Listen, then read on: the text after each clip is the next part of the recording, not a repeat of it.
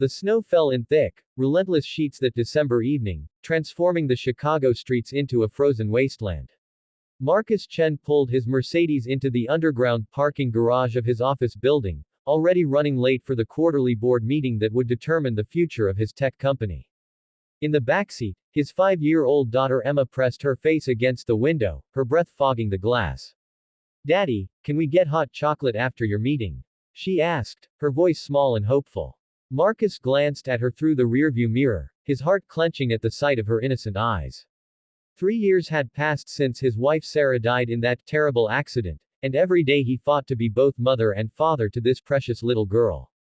"Of course, princess. Anything for you." They exited the parking garage through the side entrance, Marcus holding Emma's mittened hand tightly as they prepared to dash across the street to the coffee shop where his assistant would watch her during the meeting. But Emma stopped abruptly, her small body going rigid. "Daddy. Daddy, look." She pointed toward a recessed doorway barely visible through the swirling snow. Marcus squinted against the wind. At first, he saw nothing but shadows and accumulated snow. Then he noticed the huddled figure, a woman wrapped in layers of tattered clothing, pressed against the building. But it was what he heard next that made his blood run cold, a weak, mewling cry that could only come from an infant.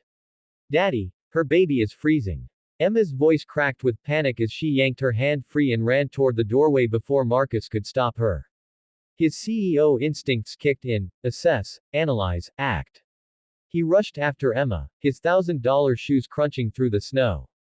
Up close, the situation was even more dire than he'd imagined. The woman couldn't have been more than 25, her face gaunt and pale, lips tinged with blue. She clutched a bundle against her chest, and from within the thin blankets, he could see the tiny face of a newborn, maybe 3 months old at most. "Please," the woman whispered, her teeth chattering so violently she could barely form words. "Please help my baby. I don't care about me, just my baby." Emma was already pulling off her pink scarf, trying to wrap it around the infant. "Daddy, we have to help them. We have to." Marcus felt time slow down. His phone buzzed insistently in his pocket, the board meeting, his investors, millions of dollars riding on his presence.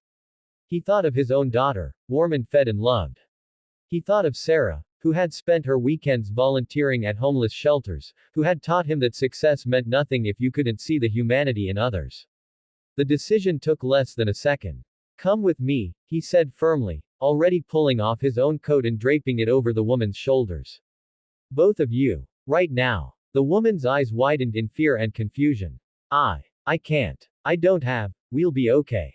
You won't make it through the night in this cold, and neither will your baby." Marcus's voice was gentle but unyielding. "I'm not asking. I'm insisting. My name is Marcus Chen, and this is my daughter Emma. We're going to help you." Emma nodded vigorously, her small hand reaching out to touch the woman's arm. "You can trust my daddy. He's a good person. My mommy always said so." Something in Emma's earnest face seemed to break through the woman's defenses. Tears streamed down her cheeks as she nodded weakly. Marcus scooped up the infant, shocked by how light the baby felt, while Emma helped support the woman as they made their way back to the parking garage. Inside the car, Marcus cranked the heat to maximum and called his assistant. "Cancel the board meeting. Tell them I have a family emergency, because I do." He hung up before she could respond, silencing the protests he knew would follow. The woman's name was Jessica, and her story tumbled out in broken fragments as they drove to Northwestern Memorial Hospital. She'd been a nursing student until her boyfriend left when she got pregnant. Her family had disowned her. She'd given birth in a free clinic and been discharged with nowhere to go. For 3 months, she'd been living in shelters when she could, on the streets when she couldn't, stretching every dollar of her meager savings to buy formula and diapers for her daughter, Hope. "I named her Hope because I had to believe things would get better," Jessica whispered, watching as Emma gently stroked the baby's tiny hand. At the hospital, Marcus's name and wallet opened doors quickly. Doctors examined both Jessica and Hope, treating them for hypothermia, malnutrition, and various infections. Marcus stood in the hallway, making calls, his mind racing through possibilities and solutions with the same focus he brought to business deals. Emma tugged at his sleeve. "Daddy, are they going to be okay?" He knelt down to her level, seeing Sarah's compassion reflected in their daughter's eyes. "Yes, baby. They're going to be more than okay. I promise. Over the next several hours, as doctors worked and tests were run, Marcus made arrangements. He called his lawyer, his accountant, his real estate agent. He pulled strings, called in favors, moved money around with the efficiency that had built his empire. Emma sat with Jessica, chattering about her dolls and her school, bringing smiles to the young mother's exhausted face. When the doctors finally emerged with good news, both mother and baby would fully recover, Marcus presented Jessica with a folder. This is a lease agreement for a 2-bedroom apartment in a safe neighborhood, he began, watching her eyes grow wide. Paid for 1 year, renewable indefinitely. There's also information about the nursing program at Northwestern. I've spoken with the dean, and they're prepared to offer you a full scholarship to complete your degree. Childcare is arranged through the university's family services. Jessica's hands trembled as she looked through the papers. I can't accept this. It's too much. I'm nobody. Why would you? Because my daughter saw you, Marcus interrupted, his voice thick with emotion. Because she reminded me that the measure of a person isn't in their bank account or their job title. It's in what they do when they see someone in need. My late wife knew that.